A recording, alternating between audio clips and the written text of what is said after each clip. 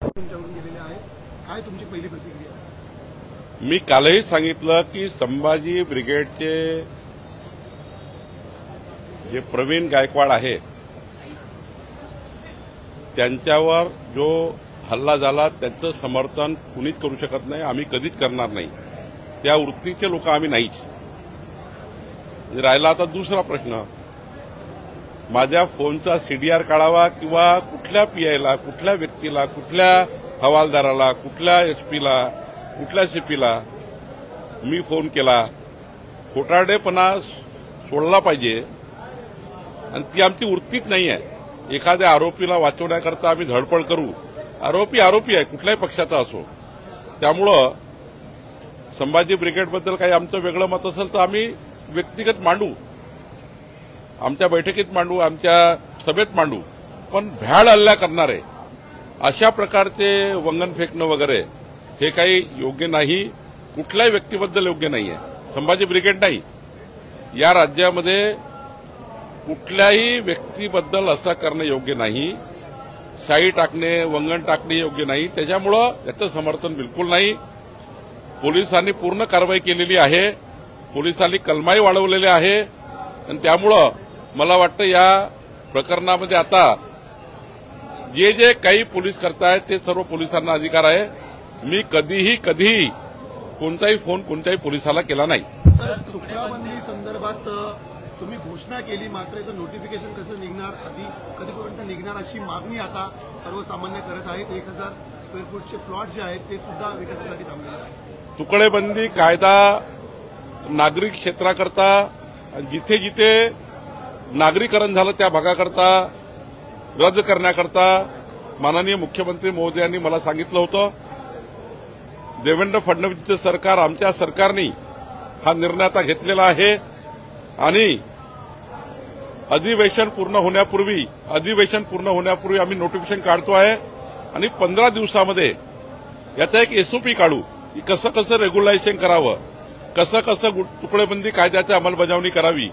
तुकडेबंदी कायदा रद्द झाल्यावर हा जो वर्ग आहे, हा मोठ्या प्रमाणावर हा वर्ग आहे ज्यांना आम्हाला रिलीफ द्यायचे आहे, त्याच्या रजिस्ट्री करून द्यायचे आहे, त्यांचे घरं कायदेशीर करून द्यायचे आहे. त्यामुळं तुकडेबंदी कायदा हा रद्द करून सर्व लोकांचे घरं कायदेशीर करण्याचं काम एका एसओपीच्या माध्यमातून सरकार करणार आहे. सर, तुम्ही एक राज्य एक नोंदणी, एक दस्त नोंदणी हा उपक्रम घेऊन येत होता, मात्र काल जयंत पाटील यांनी हा उपक्रम धोकादायक असल्याचं म्हटलेलं आहे. कुठलाही एखादा भाऊ मुंबईमध्ये बसून गावाकडची जमीन आपल्या नावावर फिरवू शकतो, हा मोठा धोका आहे असं त्यांचं म्हणणं होतं. जगातल्या संपूर्ण देशाचा अभ्यास केला आणि इतर राज्याचा अभ्यास केला तर बघा, आज सक्सेसफुली 1 डिस्ट्रिक्ट 1 रजिस्ट्रेशन झालं आहे. एका जिल्ह्यामध्ये कुठलीही नोंदणी कोणत्याही कार्यालयातनं करता येतं, एकही तक्रार नाही आहे. आणि आम्ही अशी सिस्टीम आणतोय, इतकं अॅडव्हान्स करतोय की मुंबईचा व्यक्ती पुण्यावरनं, पुण्याचा व्यक्ती नागपूरवरनं आणि फेसलेस आधार कार्डच त्या ठिकाणी तुमचा फेस असणार आहे. आणि त्यामुळं जगामध्ये इतक्या अॅडव्हान्स टेक्नॉलॉजी आलेल्या आहेत की जो भ्रष्टाचार आहे, म्हणजे नोंदणी कार्यालयात जाऊन त्या ठिकाणी जो भ्रष्टाचार होतो, घर बसल्या तुम्हाला आपली नोंदणी करता येणार, घर बसल्या तुम्हाला तुमचे स्टॅम्प तयार करता येणार, तुम्हाला ई स्टॅम्प तयार करता येणार, तुमच्या घरी तुम्ही ई स्टॅम्प तयार करू शकता. आता व्हेंडरकडे जायची गरज नाही आहे, आता कुणाकडे जायची गरज नाही आहे. आणि त्यामुळं एआयच्या माध्यमातून ज्या अॅडव्हान्स टेक्नॉलॉजी आलेल्या आहेत त्या टेक्नॉलॉजीच्या माध्यमातून उलट तर मी हाऊसमध्ये सांगणार आहे की उलट या टेक्नॉलॉजीनी, या निर्णयाने समाजामधला जो एक नाराजी आहे, एक निराशेचा सूर आहे आमच्या रजिस्ट्रेशनच्या संदर्भाने, तो संपूर्ण दूर होणार आहे. आणि ज्या काही त्रुटी त्यांना वाटतात जयंत पाटील साहेबांना, त्या त्रुटी त्यांनी सांगितल्या तर नक्की दूर करू. एखाद वेळी त्यांना आम्ही पूर्ण प्रेझेंटेशन करू. ज्यांना ज्यांना वाटतं की याच्यामध्ये त्रुटी होऊ शकतात, लोकांची फसवणूक होऊ शकतं, उलट यामध्ये फिजिकली फसवणूक होतं ऑनलाईनमध्ये. आणि त्या ठिकाणी जे आम्ही अॅडव्हान्स टेक्नॉलॉजी आली, या टेक्नॉलॉजीमध्ये फसवणुकीचे प्रकार कमी असतात. त्यामुळं जयंत पाटील साहेबांना जर काही डाऊट असतील तर आम्ही त्या ठिकाणी त्याचे क्लिअर करू.